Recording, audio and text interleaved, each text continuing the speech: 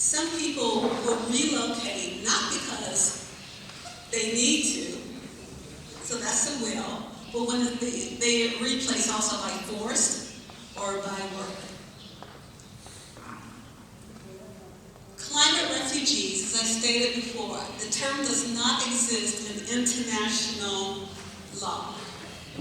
A refugee is defined as a person who has crossed the international border due to well-founded fear of being persecuted for reasons of race, religion, nationality, members of tribalism, or a social group. And they're covered, so a regular refugee is covered, as I stated earlier, by the 1951 UN Convention. But as a climate refugee, they do not have that type of law to assist them. However, when I spoke about this, the UN Human Rights case opens doors to climate change asylum seekers. January 2020, the asylum seeker went to task and we found ruling on a complaint of him being displaced due to climate change. It was stated that countries may not deport individuals who face climate change. The next we'll go into the COVID crisis. Now this is just a history from where JRS started in the climate, COVID, disease, and the COVID crisis. When COVID hit the camps, everybody, they live in close proximity, or they say proximity. And the first thing was to halt all our work that we were doing, education, especially the games. Some of our camps, like in Ethiopia, we have big sporting camps and so forth. And of course, there was a high teenage pregnancy and maternal care, nutrition, malnutrition. At the same time that COVID was increasing, the World Food Program was decreasing their ration of food to 60%. Globally, there are 258 million children, adults out of school, which 97 million are in sub-Saharan Africa. And this put a bigger gap during COVID. And trying to get these children and women back into school is a hard task. Thank you.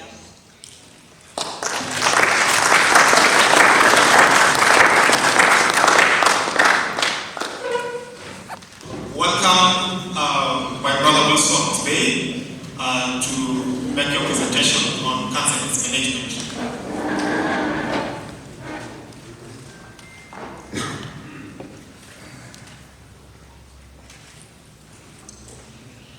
So, just an overview of what we shall do today. We shall discuss the basics of cancer. We shall understand the cancer patient journey and the role of the church and faith-based organizations in cancer prevention and management. So we can start with the first thing. What is cancer? So the human body is made up of millions of cells. Cancer is a disease where the body cells grow abnormally. The way God created us is that cells divide at a rate which is normal, not so fast, and they grow normally. Like for instance, if the cells that make the hand grow, they grow and they reach a limit. But cancer cells multiply without control. So they grow and divide until there are too many, and they can move to other parts of the body. Signs and symptoms. How can you know that you have cancer or that there are signs of cancer? One, unexplained weight loss. You see, your weight should drop gradually. But if you see a very huge drop in your weight, then there's something which is not right with your body. You need to get checked. If it drops all of a sudden, too huge drop, unexplained pain, excessive amounts of pain and prolonged, skin changes, fever, fatigue, you are always feeling tired for no reason. So, stages of cancer. I know you've all heard about stages. We have 4 stages of cancer. 4 are the main ones, but if you go deeper in the medical sector, they are actually around 8, because when we reach stage 2, we have 2A, 2B, 3A, 3C. So, can cancer be cured? Cancer does not always cause death. Starting and completing treatment at an early stage increases the chances of survival. There are factors that affect how long a person survives after getting cancer. We have the stage of where the cancer is, that is stage 1, 2, 3, or 4. Where the cancer is and where it is in the body. Some cancers are very sensitive, especially pancreatic, colorectal, and lung cancer. If the cancer is fast or slow growing, the patient's age, the older you are, the more difficult it is compared to a younger person. The cancer burden in Kenya. So I will look at Kenya, Africa, and the global perspective. So in Kenya, we have 47,000 new cases every day. But remember, this is in 2018. If we go back to 2012, it was 37,000 new cases annually.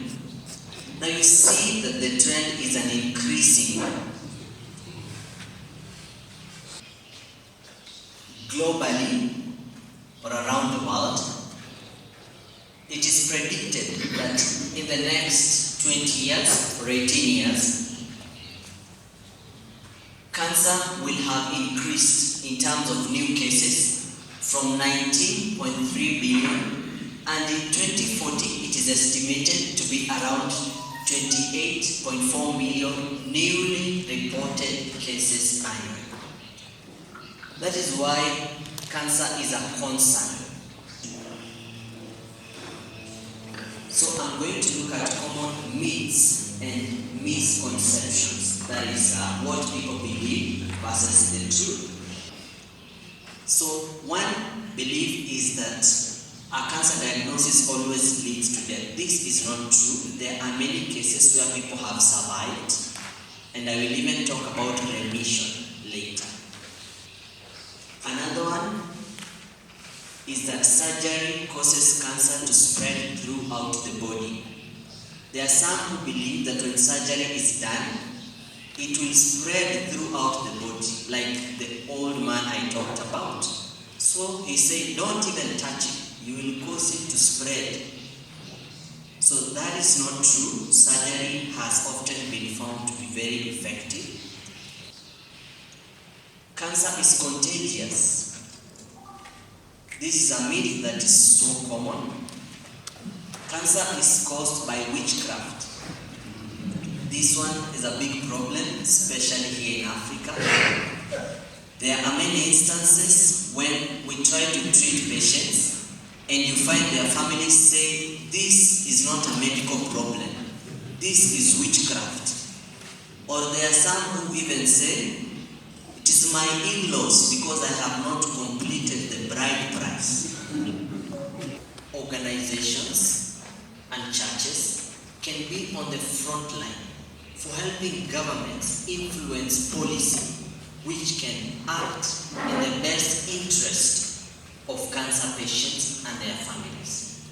A good example, organizations have contributed to the Kenyan insurance cover, the national cover, paying for more expenses Like in 2013-2014, it was only paying for 20%. Now it pays for up to 70% as a result of advocacy. Thank you. Merci beaucoup.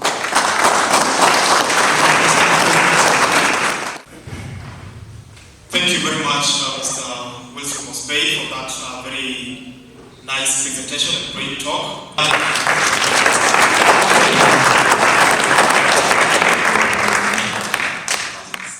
God is good. Brother Renato, President General, to the National President of Kenya, Brother Barnes, members of the CGI board, members of the organizing committee, national presidents, and my dear brothers and sisters. I should begin by thanking all those who are concerned with this second All Africa Assembly. It was an amazing experience for me. When I started my journey, I never thought that this would be such a wonderful one. Such a wonderful thing. I thank everyone, especially the Barnes and his committee team members. I remember way back in Paris, we have been discussing this in the board meeting for several occasions, several meetings it was discussed. And there were several obstacles, COVID-19, financial issues, so many obstacles. And it was about to be decided to drop this assembly for a time being. But there is a man who will never take no for an answer. That is Renato. No. If he decides, he will do it. No is foreign to him. And with the determination, he has made it possible. And I thank you for that. On your behalf, and on my own behalf, I thank him for bringing his Vice President General for this second All Africa.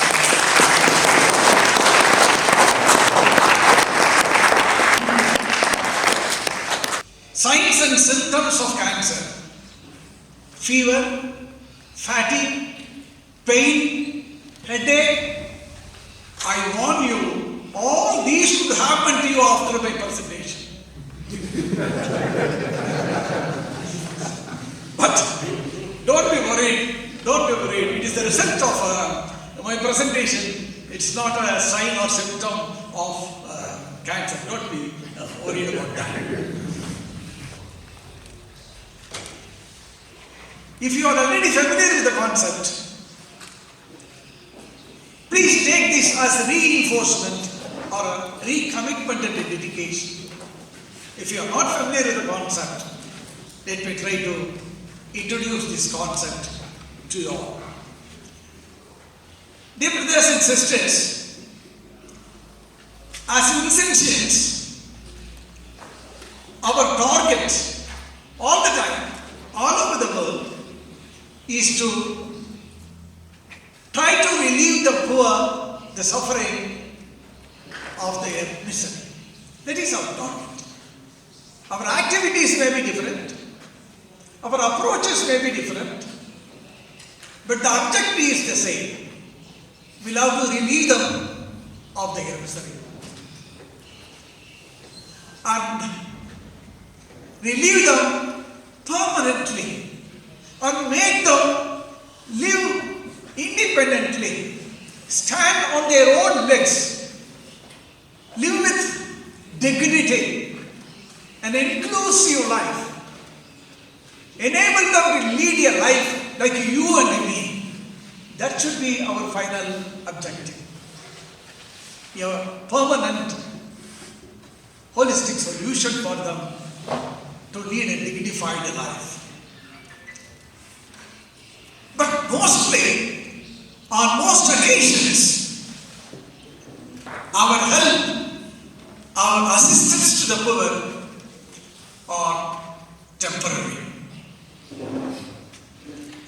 Of course, temporary help is necessary on occasions like the disaster. We have to rush to their immediate help.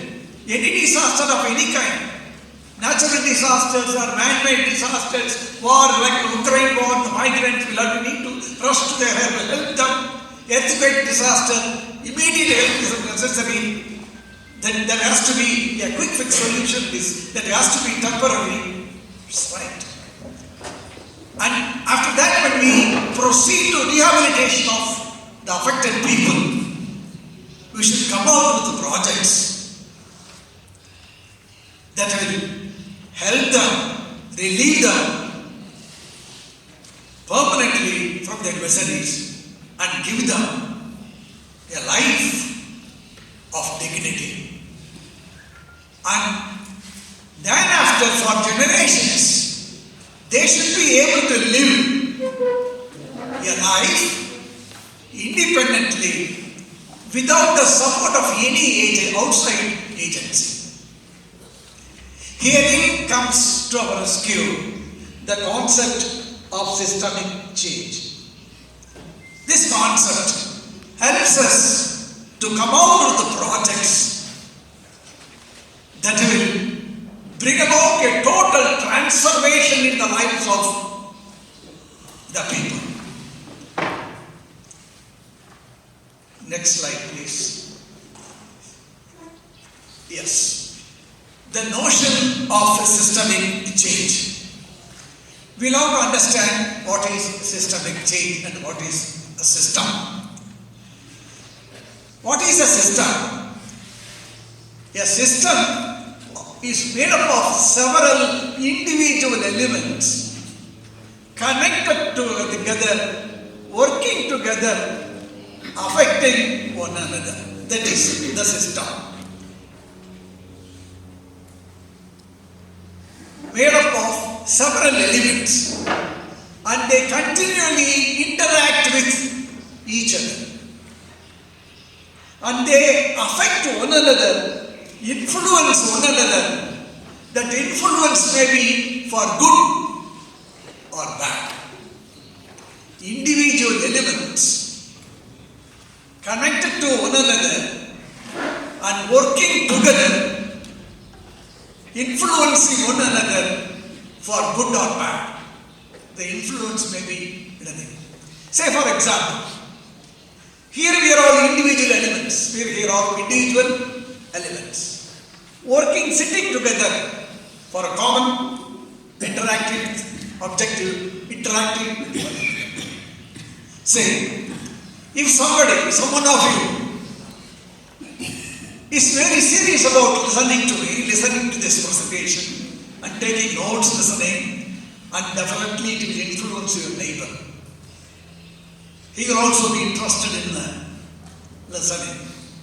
If someone is appearing to be sleeping, it will also affect the neighbor. And this is the bad influence, and the previous influence is a good influence. I don't see anybody sleeping. Just example. Don't think I'm not able to see your faces. Perhaps Peter, you are quite awake. I didn't need to know. So, this is systemic change. It's affecting one another. Next slide, please. The basic concepts of systemic change. One or several elements becomes lacking in its force, in its functioning, in efficiency, the whole system breaks out. The whole system breaks out. If one is either not functioning or malfunctioning, it will affect the whole system. You might have heard about, you must be very familiar with the proverb, for want of a shoe nail, the battle was lost. For want of a single shoe nail, the whole battle was lost. You must be familiar with the problem. Similarly, in the whole system, if made up of several elements and they continually interact with each other and they affect one another, influence one another, that influence may be for good or bad. Individual elements connected to one another and working together, influencing one another for good or bad. The influence may be anything. Say for example, here we are all individual elements. We are here all individual elements. Working, sitting together for a common interactive objective, interacting with one another. Say, if someone of you is very serious about listening to me, listening to this presentation and taking notes, listening, and definitely it will influence your neighbor. The examples of systems. The universe is an example. All planets are doing their own function. If one planet refuses to rotate itself, the whole universe is collapsed. Not only the Earth. Say, if Earth refuses to, how long can I be rotating? I will no more rotate. These men are ungrateful to me. If Earth says so and stops rotating, not only the Earth will collapse, the whole universe will collapse. Similarly, in a society, in the society. In a conference, if one member is inactive, the whole efficiency of the conference could be less. Clarifying the notion. Systemic change is not systematic change. You should not confuse. Systematic is doing things in a planned manner, step by step. It is also a positive thing, but its outcome is very limited. Systematic refers to planning and step by step. Systemic aims at a total transformation. Systemic change aims at a total transformation. That is, looking at things in a holistic way. We will not apply solutions, same solution. No, we should think the situation differently. Try to make their life independent. No more dependent on any NGO. We should make them realize that they can have a life of independence. They can have a life of freedom and liberty and dignity. Say, when we meet the poor, we are hungry, just give them bread, money. No.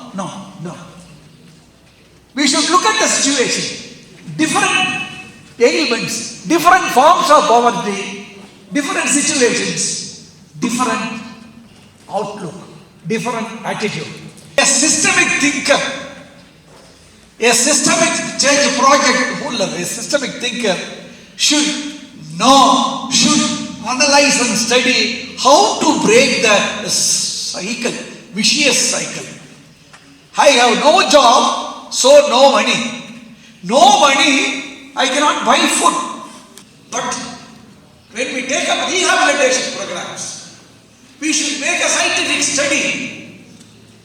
I tell you, the systemic change concept is not a totally new concept. It's an old practice, but reinforced with the scientific approach and spiritual insight of Saint Vincent and the Blessed Pentecost. So we have to analyze. We should study the background, the cultural background, the political background of the people, especially living in a community of the people, and see the root cause of the poverty. Where is the root line? Cut it with the root so that there is no more poverty. There is no more poverty. We should be trained to create projects. Lot of money, hard-earned money, donated toward the poor, to the relief of the poor.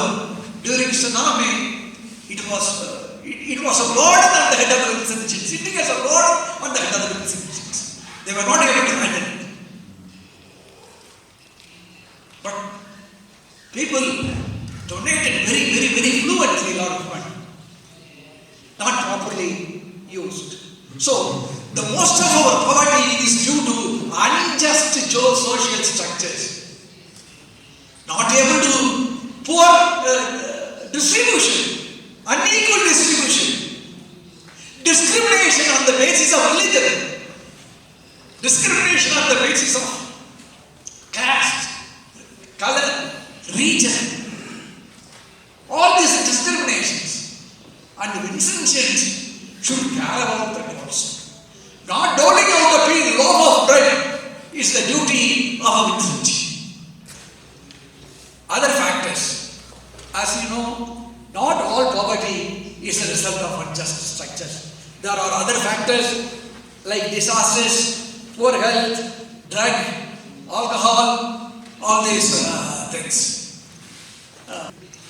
Saint Vincent, in his sermons, in his preachings and writings, has expressed some related ideas which we have reinforced scientifically as a systemic change concept.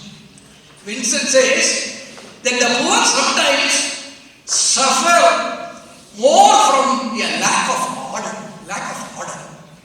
in the help offered to them rather than from a lack of charitable persons who want to help. This is quite obvious. If you see closely, money has never been a problem. Money has never been a problem. Even in the poorest part of the world. It's no problem. People are ready. The thing is, we Vincentians like to act as postmen. Get the money from higher councils or from the donors, local donors, collect the money and pass it on to the poor. Or buy some bread and meat. No. There we should have the systemic thinking. We should think. We should be infused with the strength, the spiritual strength, by the teachings of the Catholic Church and by the teachings of St. Vincent de Paul and Blessed Frederick. Criteria for systemic change. The first criteria is a far-reaching social impact. That is the basic characteristic of systemic change. A far-reaching social impact. It does not alleviate the immediate poverty alone. It goes beyond, further beyond, to make them stand on their own legs. And what is the use of keeping an adopted family for 15 years? Sometimes some people are so ignorant that they very proudly state in their report that we have been maintaining this adopted family for 15 years. As if it is a matter of pride.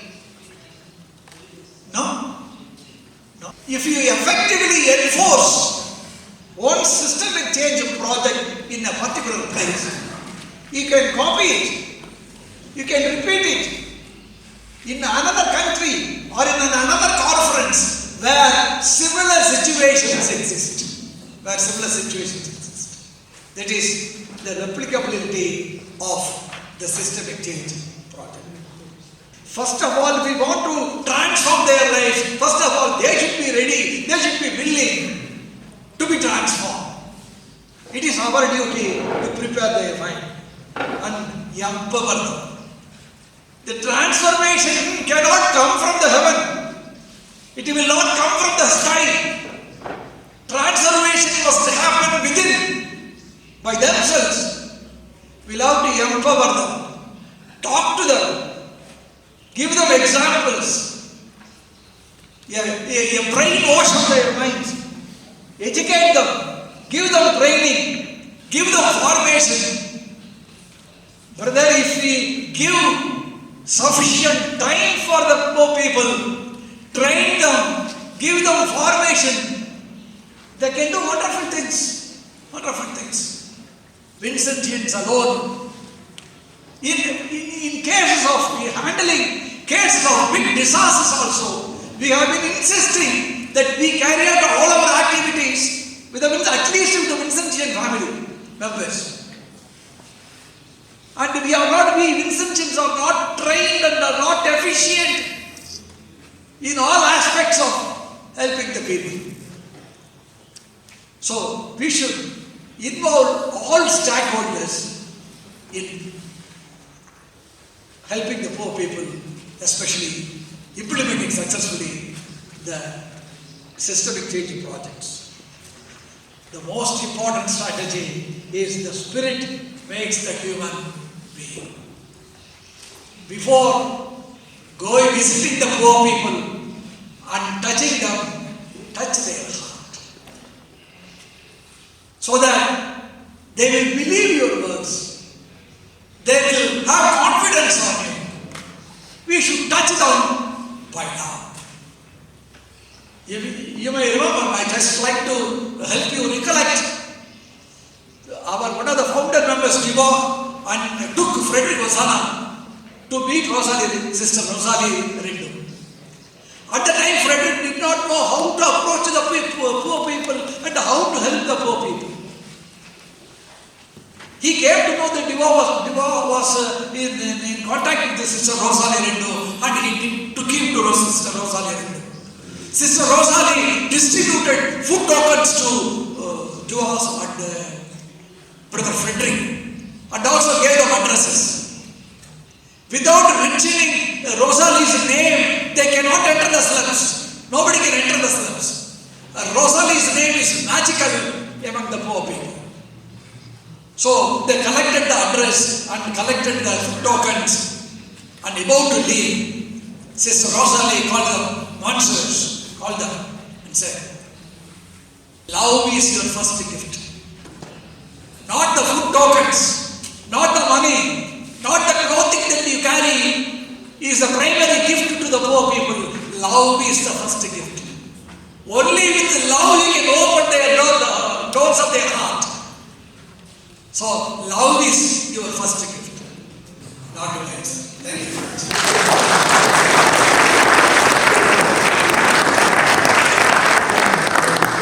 We'll proceed with the next presenter, who's also Kenya President. And it's a great pleasure to introduce Fred Olweni from the Korat Africa, which is a Christian advisory board with a lot of experience in offering guidance and professional courses to many of our Christian organizations in Kenya. Welcome, and I know you have a colleague and I'm here with my colleague, Luzungu.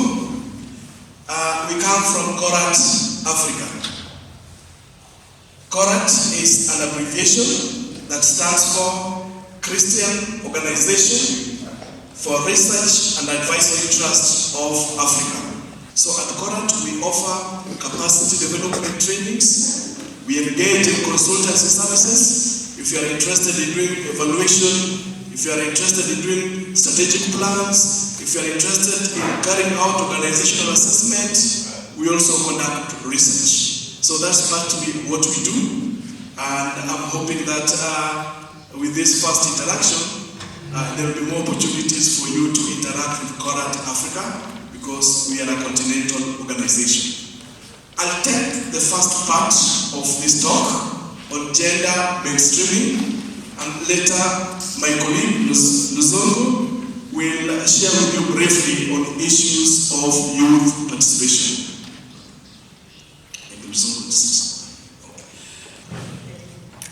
Gender is a very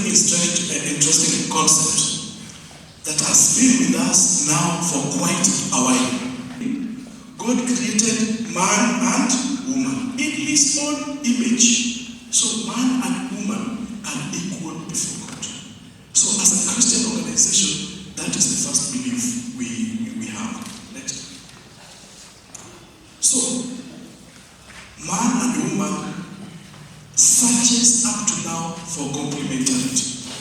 There is neither Jew nor Greek. There is neither male nor female, for you are all one in Christ Jesus. And I think as Christian, that is first of all the basis of our sharing this afternoon. Next.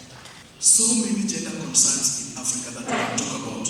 But allow me also to say very quickly, while gender mainstreaming is such an important venture that we need to get involved into, I'm afraid many times the concept of gender and gender mainstreaming is enveloped sometimes in the Western perception of that reality. To the extent that we find the feminist agenda creeping in our Christian understanding of men and women created equally. So there are a lot of suffering of women in Africa. Violence in Africa, majority who suffer violence are the women and the girls. As a gender concern, let us help men. In Kenya, many of you will hear, maybe when you are here you have heard, we are having suicide after suicide. Men slashing and killing their whole families because they don't know how to cope with their challenges. They have been socialized that as a man, you must have the solutions. They don't know how to cope with these challenges. And we are beginning to see more and more suicide. In my country here, more men die than women. Chances are, when a woman is 90 years old, the husband would have died 20 years ago. Why are men dying so early? Business is taking over the church. We are concentrating more in building physical structures than we are building young people today. If not for being engaged in youth activities, I'll not be here. The Catholic youth groups that I joined here in Kenya, and I had opportunity for about 4 years to work with youth organizations in different parts of Africa, have formed me to be what I am today. So I really ask you, let us not neglect the youth.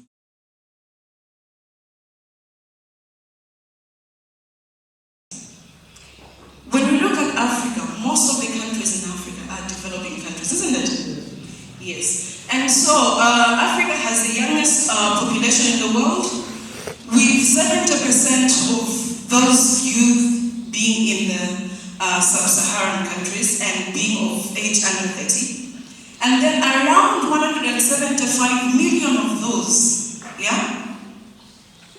are illiterate. They can't read, they can't write.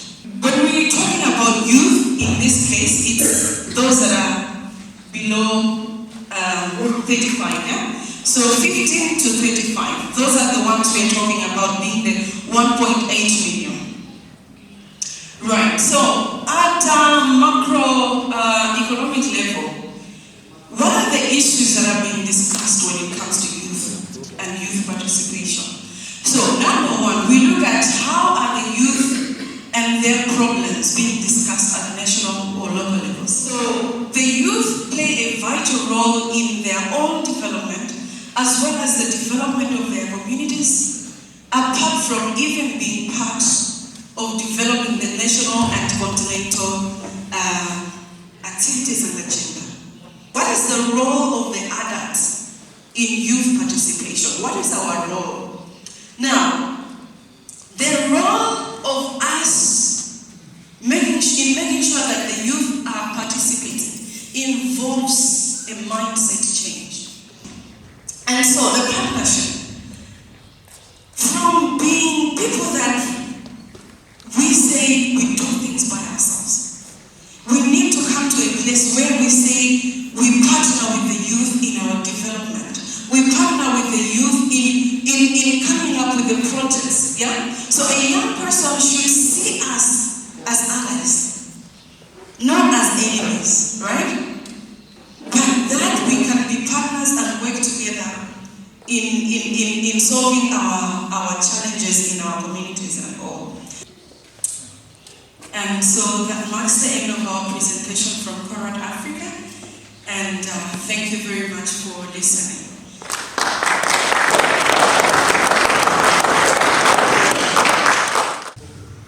Now I'm going to hand over to the ITPs, and we will proceed from there. Discussion on today's topics, general questions, and feedback, comments, and how the Ssvp can take it further from what has been presented. Welcome.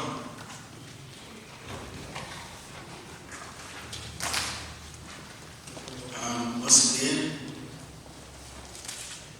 this opportunity to greet each and every one of you.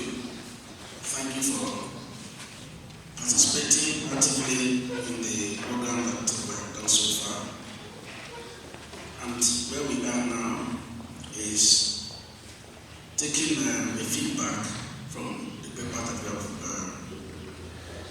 been presented with since morning.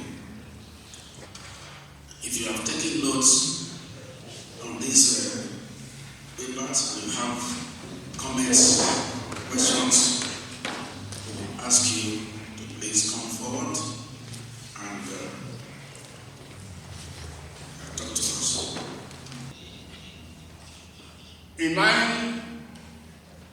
From my knowledge, this is not the second AAA.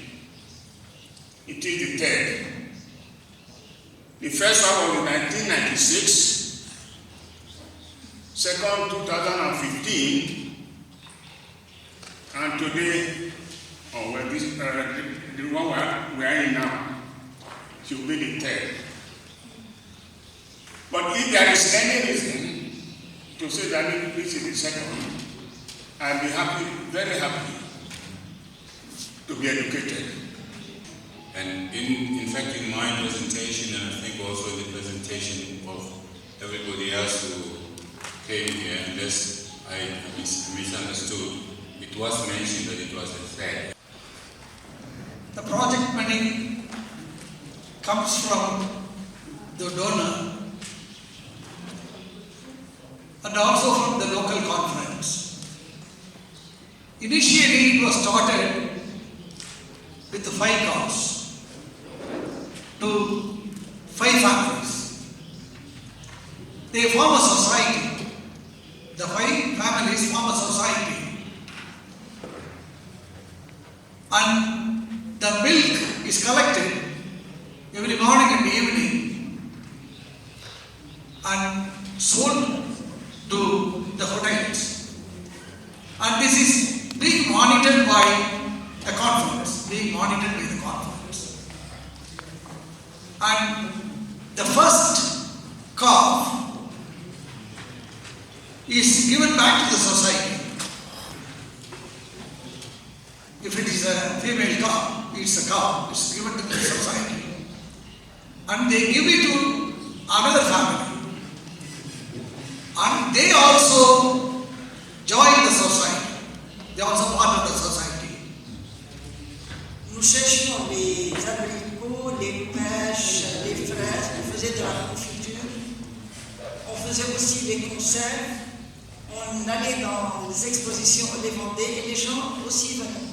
Donc on a commencé comme ça à faire travailler des femmes dans les maisons. Vous avez votre gaz, vous avez votre gazinière, nous allons vous donner les produits, vous les faites, on les achète de vous, on les vend. Et c'est comme ça qu'un commerce, un tout petit commerce a commencé.